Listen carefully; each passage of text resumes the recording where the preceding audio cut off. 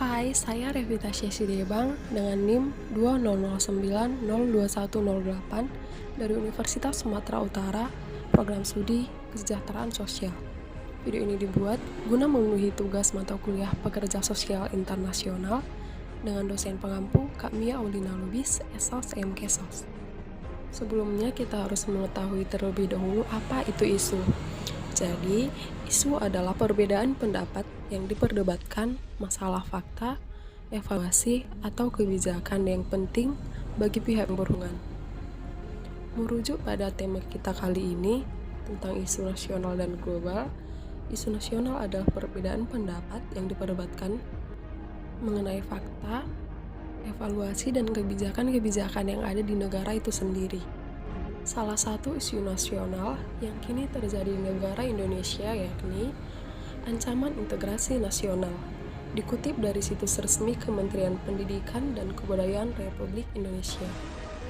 Ancaman integrasi nasional yang terjadi seperti berikut, yakni isu kemiskinan, isu kebodohan, isu keterbelakangan, dan isu ketidakadilan. Dan di kesempatan kali ini, saya akan membahas tentang kemiskinan. Kalau ngomongin kemiskinan di Indonesia, kira-kira apa sih yang terlintas di benakmu? Mungkin kamu berpikir di Indonesia masih banyak orang yang hidup di dalam kemiskinan. Atau kamu berpikir kemiskinan di Indonesia itu semakin lama semakin memprihatinkan. Atau justru sebaliknya, kamu berpikir kemiskinan di Indonesia ini semakin lama semakin membaik atau tingkat kemiskinan semakin rendah. Sebenarnya apa sih definisi kemiskinan itu? Menurut DPS, definisi orang yang dianggap miskin adalah orang yang pengeluaran maksimalnya itu cuma Rp472.525 per bulan atau sekitar Rp15.750 per hari. Artinya orang dengan pengeluaran di atas 16 ribuan per hari dianggap bukan orang miskin. Artinya jika pengeluaran sudah di atas 16.000 per hari, kita tak lagi dikatakan sebagai orang yang miskin. Padahal dengan hal yang sederhana saja, pengeluaran 20.000 itu masih jauh dari kata ekonomi yang layak, apalagi dengan kondisi kita yang tinggal di perkotaan, pasti memiliki pengeluaran yang lebih tinggi dengan makanan atau sembako yang lebih tinggi juga. Jadi kita tidak boleh melihat kemiskinan dari data BPS saja. Jika kita memakai standar definisi kemiskinan internasional tentang kemiskinan, jadi pengeluaran per hari mencapai $2 atau sekitar 28.000 per hari. Dengan pakai definisi internasional, jumlah orang miskin di Indonesia meningkat drastis banget. Berapa persen coba? 15%, 20%. Ternyata kalau pakai definisi $2, rakyat miskin Indonesia itu mencapai 40%, hampir setengah penduduk Indonesia. Setelah itu, walaupun angka kemiskinan patut diapresiasi, tapi sayangnya tingkat penurunan kemiskinannya juga berkurang dari tahun ke tahun. Kalau pada tahun 99 sampai 2004 angka turun kemiskinan bisa mencapai 6,77%, akan tetapi pada tahun 2014 sampai 2019 angka turunnya hanya 1,74%. Yang menjadi penyebab kemiskinan ialah tingkat pendidikan yang masih rendah, lapangan pekerjaan yang terbatas, individu yang malas, dan ketidakpedulian terhadap lingkungan sosial sekitar.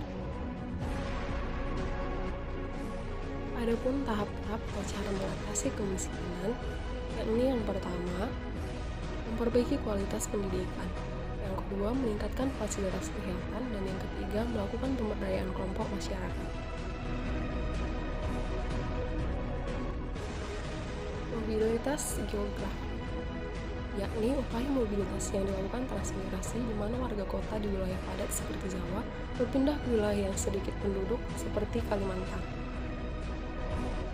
Menciptakan lapangan pekerjaan di suatu yang sulit seperti sekarang ini, yakni dengan membuka usaha yang baru. Berikutnya dengan pengembangan anak usia dini dan pemberian gizi adalah hal yang sangat penting. Perlindungan kesehatan untuk semua golongan masyarakat.